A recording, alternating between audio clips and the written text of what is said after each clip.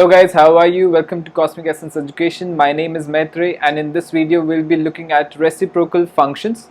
So let's get started. Okay, so reciprocal functions are a part or a specific kind of rational functions. So first we'll look at rational functions. Rational functions are those functions which are of the form f of x is equal to p of x upon q of x, where p of x and q of x are polynomial functions.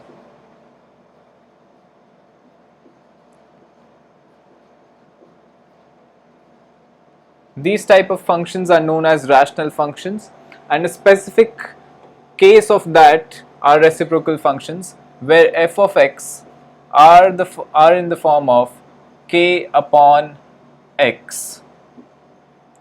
Of course, the domain is x is not equal to 0, as then the function will not be defined.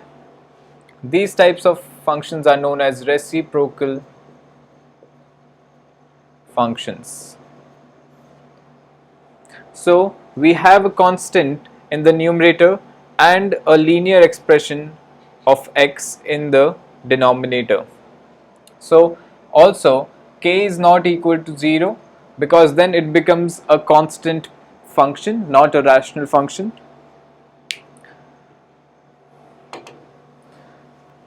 So f of x is equal to k upon x. These type of functions are known as reciprocal functions.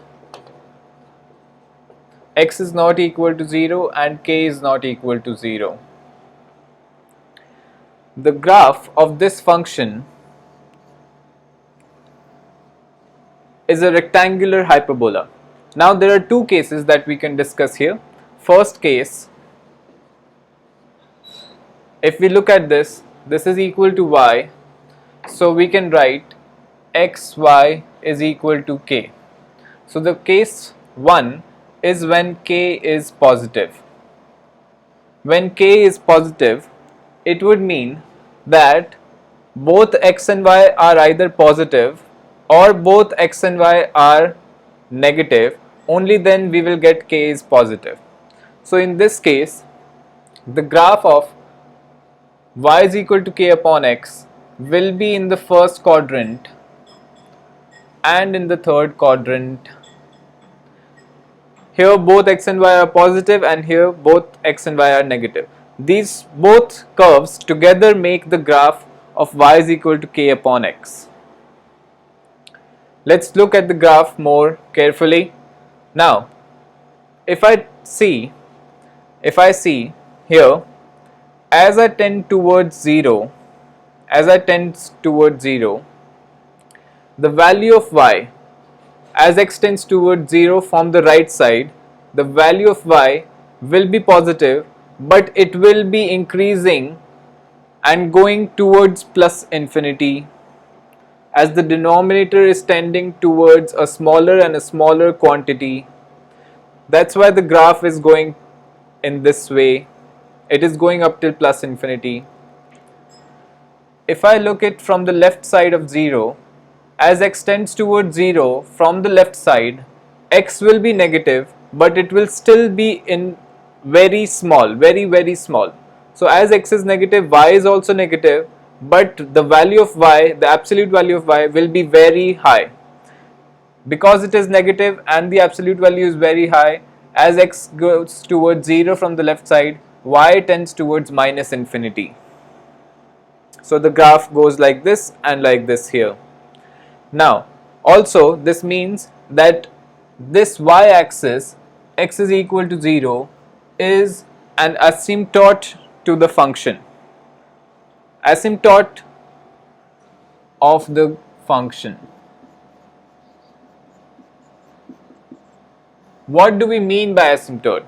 Asymptote means that a line which meets the graph at infinity. What we mean by this is a line which meets the curve at infinity. It means that the curve or the graph of the function is tending towards this line, but it is never meeting it. Okay, it will meet it at infinity. So the graph is tending towards this line, but it is never touching it or intersecting it or meeting it.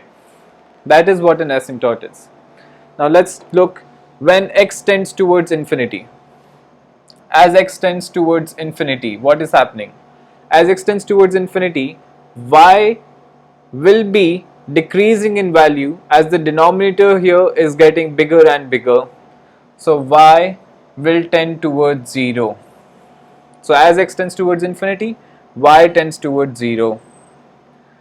As x tends towards minus infinity, again x is negative, so y will also be negative, but since x is increasing in absolute value, y will be decreasing in absolute value, but it will have a negative sign, so y will again tend towards 0, but from the bottom side.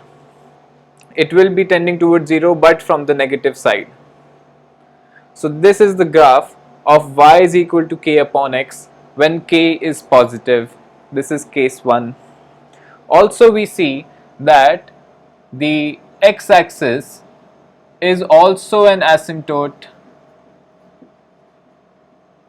of the graph. So it is also an asymptote, as the graph is never actually touching the x-axis. It is going towards it, but it is never actually touching the x-axis. Since this is an horizontal asymptote, horizontal line, this is the horizontal asymptote of the graph, and this one, y-axis, is the vertical asymptote of the graph. Okay, case 2.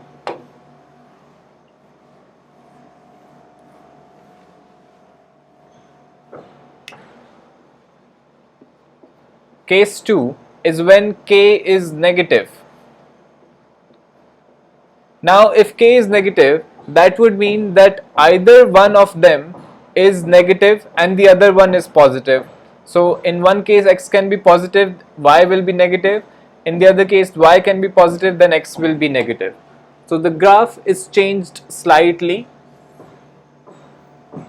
Instead of being made in the first and third quadrant, the graph of xy is equal to k when k is negative is now made in the second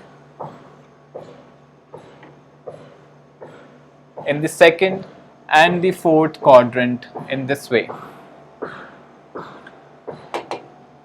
Again, the y-axis and the x-axis are asymptotes, vertical asymptote and horizontal asymptote, and the graph will be made like this. Both of these types of graphs are known as rectangular hyperbola. These types of graphs are known as rectangular hyperbola. Okay, now the domain of the reciprocal function will be all real numbers excluding 0, and the range will be all real numbers excluding 0 as well, as 0 is never included. Also we see that the graph of the reciprocal function is symmetric with respect to y is equal to x and y is equal to minus x lines. Also, one more property of reciprocal function is that they are self-inverse functions. What do we mean by self-inverse function? Is that the inverse of a function is equal to the function itself. These functions are self-inverse functions, and in the case of reciprocal functions they are self-inverse functions because the inverse of a reciprocal function is the same function. Okay guys, so we discussed reciprocal functions in this video. I hope you liked the video. If you did, don't forget to hit the like button and subscribe to our channel. and we'll be getting more videos like this. So thank you so much.